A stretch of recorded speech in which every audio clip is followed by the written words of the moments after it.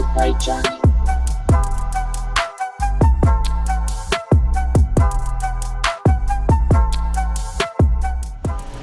Gandang araw sa inyo guys. Ngayong araw na to, checkin natin ang Usisaki ice machine.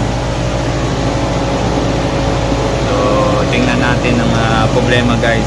Kino-complain nila guys na mabagal daw gumawa ng yelo. So, tingnan natin guys sa bit.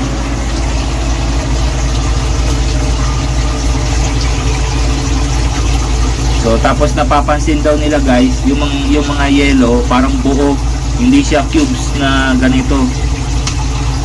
So napapansin nila pag nalaglag daw buo. So ayan guys, nakikita nyo buo. Dapat yung cubes guys, yung napuputol. Ibig sabihin ito over sa cycle to guys. Ibig sabihin kahit na harvest time niya na, hindi siya nagka-cut out tuloy-tuloy, kaya nagiging parang bloke ang yelo. So ang tendency niyan, pag ganyan, pag naglaglag yan sa ano guys, ito ipapakita ko sa inyo guys ha. Dapat yung cubes na putol-putol. So ito bloke. So buksan natin guys. So ito ang loob niyan guys. So kung makikita nyo guys, dun sa may bumabagsak na tubig, kung halimbawang buo bloke na bumabagsak dyan pag harvest time, babarayan ngayon. Pag bumara ngayon dyan, hindi makalaglag dito. Pag bumara ngayon dyan, naabutan na naman ng panibagong cycle, malulusaw ngayon yung yelo na ginawa niya kasi buo siya eh. Hindi siya makabagsak dito ng tuloy-tuloy. Pero kung naka cubes siya, pasok na pasok siya sa butas, babagsak yan dito. So yun ang tingin kong nagiging problema nito guys, na nagbubuo ang yelo over sa cycle, sa freezing na time ng pag-harvest. So kaya ngayon nangyari, ang bagal ng paglaglag ng yelo, may malalaglag man yung mga nagiging cubes lang na ilang piraso. Tapos yung buo dyan na may iwan, lulusawin ngayon ng tubig ulit pa nag-cycle. So kaya konti na po produce ng yelo guys.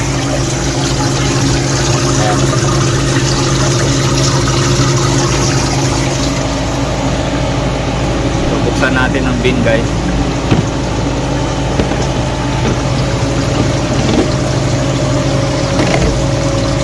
So ito yung hulmahan niya ng yelo guys, ang evaporator. So ito malapit na mag-harvest guys. So pag ganyan guys, may mga na-encounter na kami mga ganyang problema guys.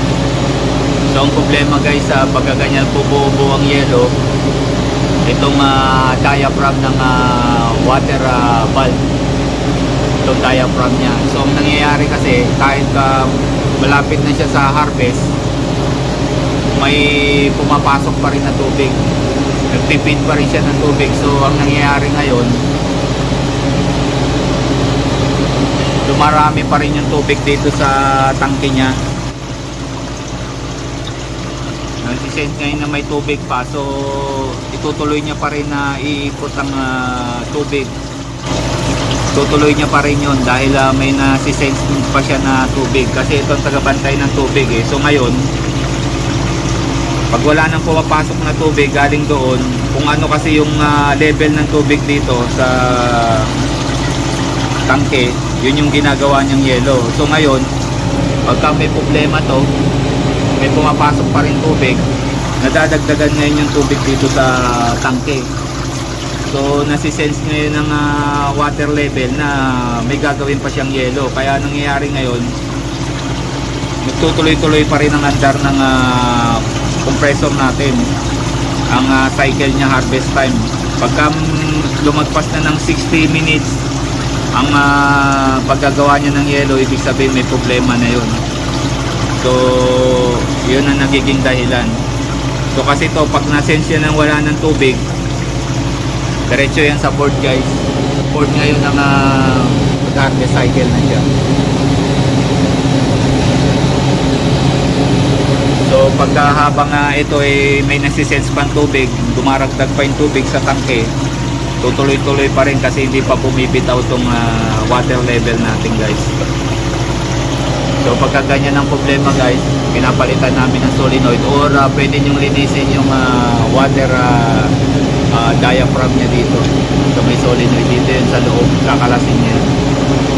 Baka may nakatalang o madumi o ano. So ipapakita ko sa inyo guys yung solenoid valve na yan, yung water diaphragm na yan. Papalitan natin. So ito ngayon guys ang solenoid valve. Ito ngayon yung coil ng solenoid guys. So buksan natin yung loob para ipakita ko kung anong problema doon sa loob ng diaphragm cause pagka sira na o madumi o may mga bara. So buksan natin guys. So ayan guys, may 4 na tornilyo yan. Tatanggalin nyo lang. So ayan, pag nabuksan nyo guys, ayan ang loob nyan. So ito yung guys yung diaphragm nya guys. Yan ang magsasara bukas sa pasok na tubig. So pag sira na to guys o madumi, magtutuloy-tuloy ang pasok ng tubig. Ito kasi yung main na tubig papasok ngayon yan, lalabas dito, tutuloy-tuloy kahit na nakapatay itong solenoid mo. So kung may mga kalang o dumi o sira na, papalitan na to guys. So ayan na nagiging cause sa pagbubuo ng yelo.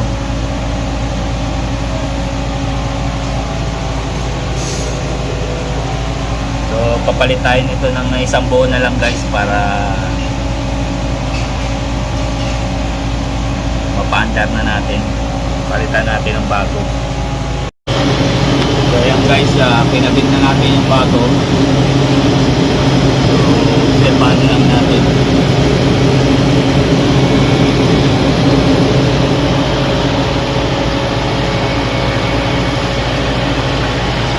Ngayon natin guys silipin natin tong gawa niya ng yelo. So ayan guys, malapit na mag-harvest to kasi lahat na ng yelo na. So abangan natin yung bagsak niya guys. Malapit na mag-harvest yun. Sabi malapit na maglaglag ang yelo niya guys.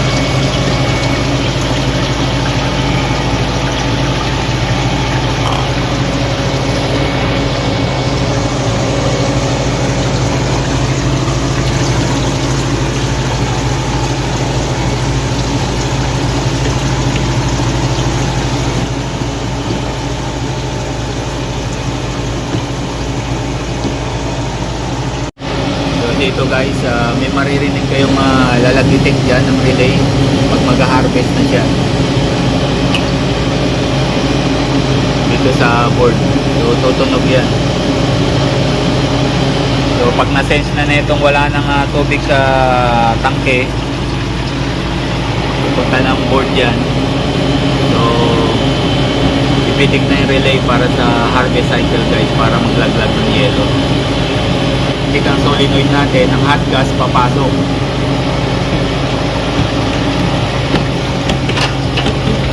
Papasok ang hot gas. Ito ngayon, mag-iinit itong tubo na to. Yun yung pag nag-init yung tubo na yan, sisimula na maglaglag ng yelo yan, ng yelo yan, cubes. Yan ang magtutunaw ng yelo na naka sa hulmahan niya.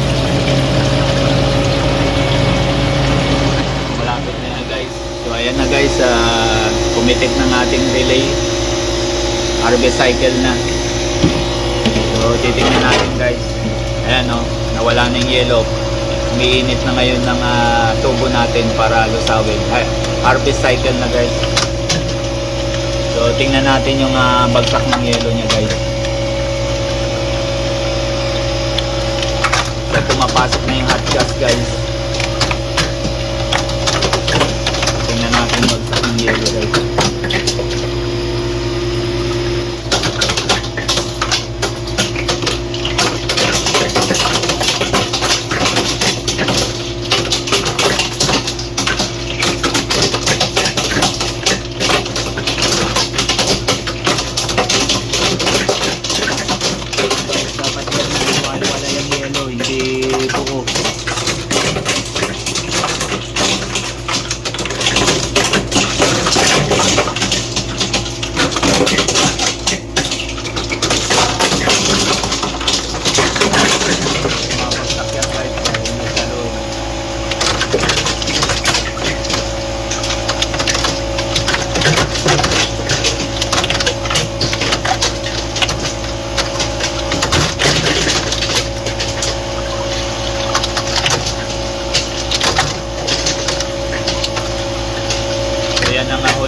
niya guys, in-evaporate lang na yun.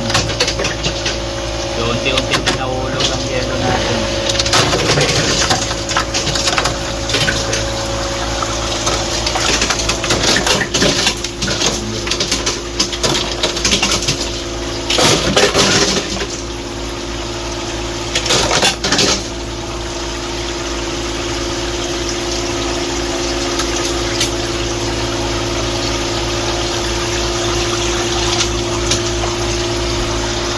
So tingnan natin guys sa loob.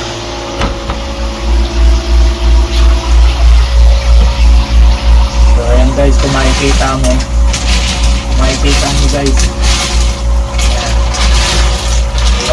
iwalay na yung ating yelo, hindi siya buo-buo. So dapat ganyan guys, kasi kung isang buong bloke guys, babarayan dito, kakalang, tapos matutunaw dahil pagka nag-cycle na naman. So pagka fifth tube, babagsak ang ating yelo, pira-piraso.